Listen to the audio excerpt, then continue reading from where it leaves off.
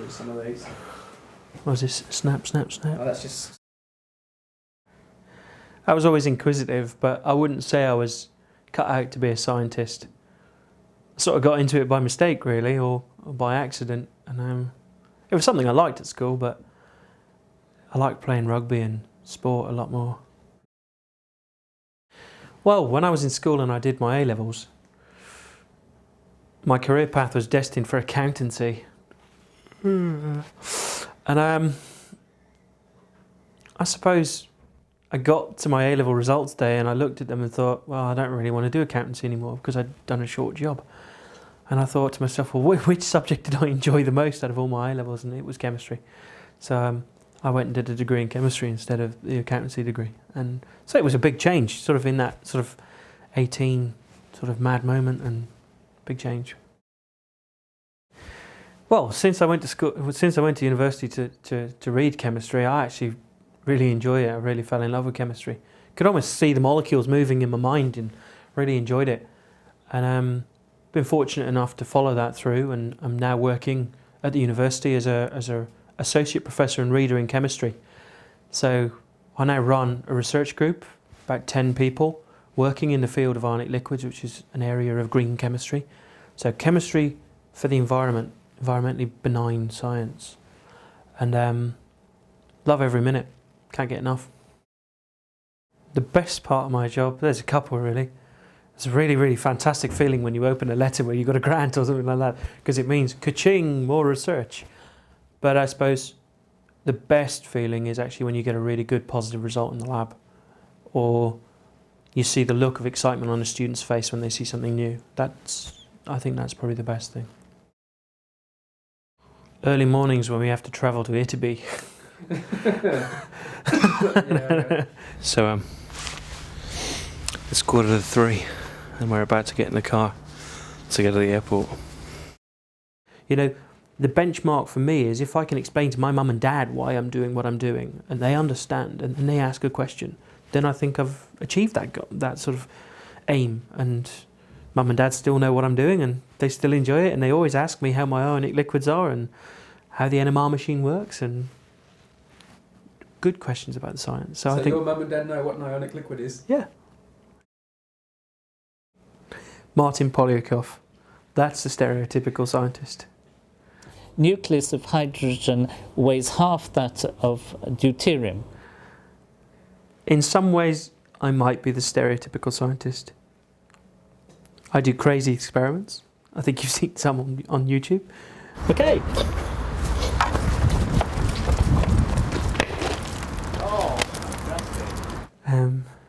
I think a lot. I should have brought some scissors with me, really, shouldn't I? But I don't have mad hair and thick glasses. So, some elements, yes, stereotypical, some elements, no. I'm married to Lisa, and we got married earlier this year. We have a dog called Lenny, who's absolutely crazy. I call him the Dark Lord because he's black. He's very funny. But obviously, apart from my wife and Lenny, my family live back in Wales. I have a brother and a sister, and they all have children. I don't have children. My mum and dad live back in Wales. I go to see them often, and we often go to watch the rugby. My club is the Cardiff Blues. A very good club. Not doing so well at the moment, but we're focusing on Europe. But I like walking, especially with Lenny and Lisa. And I like relaxing and seeing nice places and sport, really. So motor racing, rugby, good fun, really. I can't imagine doing any other job than the job I'm doing now, because really I'm my own boss and I have independence, and really I get time to read, I get time to learn, and I get time to direct my interests and do things that I want to do. I suppose if I go back to school and think about what school teachers told me, then I'd probably be a bin man.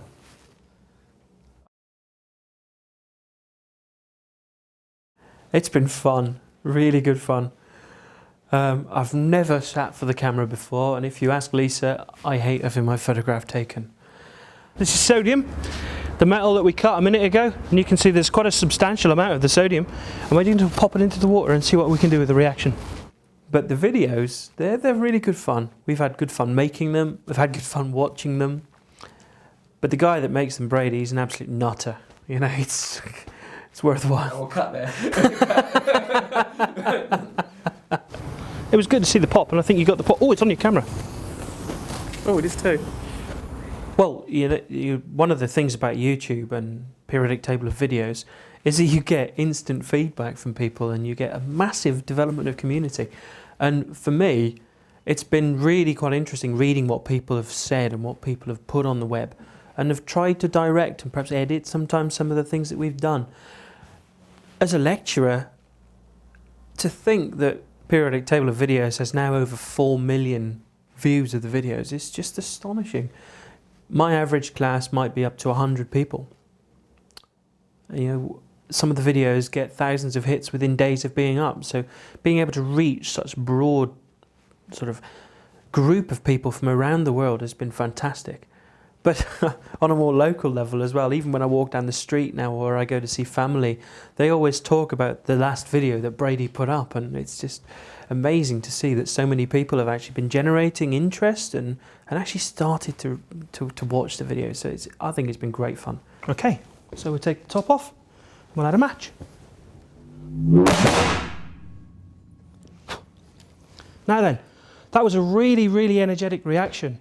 Well, one of the things that I'm very interested in is actually communicating about science in general to the public.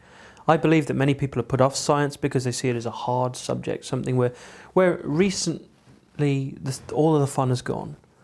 So I think what we've done and what we've been doing through YouTube or through periodic table of videos and test tube is actually relighting the fire and relighting that excitement that people perhaps lost.